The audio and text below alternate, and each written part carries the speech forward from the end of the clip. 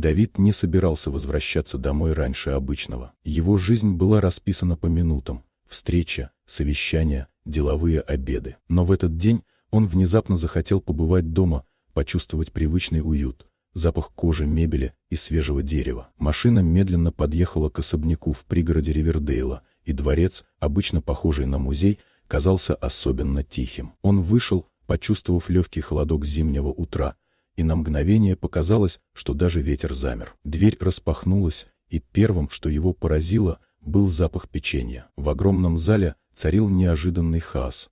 На ковре лежали игрушки, кубики и маленькие машинки. В центре этого беспорядка сидела горничная София, а в ее объятиях резвились трое крошечных детей. Они смеялись, щекотали друг друга и Софию, а она отвечала той же радостью. Давид замер на месте. Его разум искал объяснения, но сердце реагировало быстрее. Он знал Софию как строгую и аккуратную работницу, а теперь видел ее настоящей, живой, радостной, полной заботы. Дети сразу заметили его и радостно побежали к нему. Один протянул кубик, другой схватил за ногу, а третий забрался к нему на колени. Тепло, которое он почувствовал, удивило его самого. София резко поднялась, лицо побледнело. Она замерла, словно боясь, что одно неверное движение разрушит этот момент. Давид наблюдал за детьми и понял: этот дом теперь живет своей собственной жизнью. «Откуда они?» – тихо спросил он, не скрывая удивления. София опустила взгляд. Голос дрожал. «Я одна воспитываю их несколько лет. После того, как их отец исчез,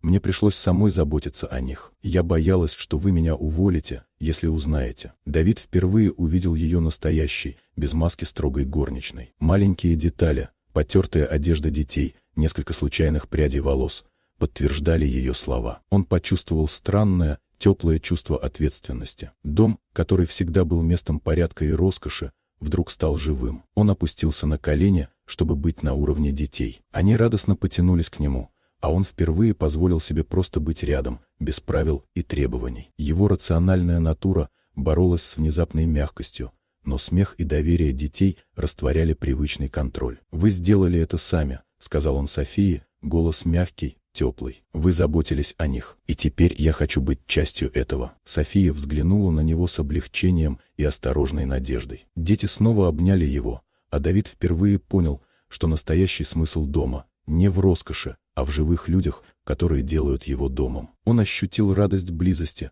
которую не измерить никаким деловым успехом. В этот момент особняк наполнился смехом и жизнью. Давид почувствовал, что возвращение домой изменило его навсегда. Он готов был принять ответственность, заботу и любовь, которые теперь стали частью его жизни.